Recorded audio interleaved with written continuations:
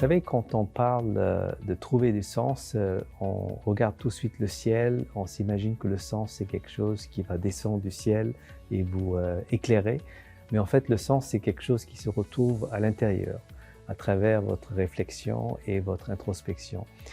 Et le sens finalement c'est quelque chose dont vous avez une intuition très tôt dans votre vie, durant votre enfance et votre jeune âge. Dans mon cas, quand j'ai grandi en Inde, dans un environnement biculturel, français-indien, j'avais déjà une intuition que le sens de ma vie était de devenir un passeur de culture, c'est-à-dire intégrer les cultures orientales et occidentales. Et j'essayais en fait d'incarner ce sens en justement écrivant des livres qui introduisent aux Occidentaux les sagesses orientales, que ce soit des nouveaux paradigmes de management, de leadership ou d'innovation, que j'ai essayé d'introduire aux Occidentaux.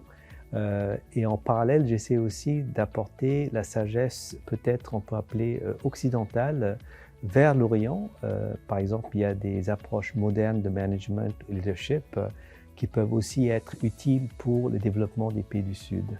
Donc ce que moi je vois, c'est effectivement cette idée de sens, c'est quelque chose qu'on découvre de façon itérative et de façon empirique. Donc il ne suffit pas d'aller méditer dans un ashram pendant 10 jours pour trouver son sens. On peut aussi trouver son sens en étant ancré dans ce monde, en s'engageant dans des causes où on peut aider les autres. Et donc finalement, l'idée de donner du sens à votre vie consiste à transcender votre ego et vraiment vous mettre au service des autres. Et c'est là que l'introspection joue un rôle, parce que plus vous aidez les autres, plus vous êtes en fait engagé dans le monde, vous allez identifier des talents que vous n'étiez même pas conscient et qui vont vous permettre en fait de vous surpasser et vous développer continuellement. Et c'est ce qui m'est arrivé. J'ai fait des études informatiques, mais aujourd'hui je suis consultant en management et j'ai une passion personnelle qui est la spiritualité. Et je vois à 52 ans que dans les années à venir, dans les décennies à venir, je vais peut-être finalement enfin réaliser mon vrai destin, qui va être un passeur de traditions spirituelles entre l'Occident et l'Orient. Donc ma suggestion à vous, c'est que cette quête de sens, il faut que vous l'incarniez et vous la pratiquiez en faisant ce que j'appelle le test and learn.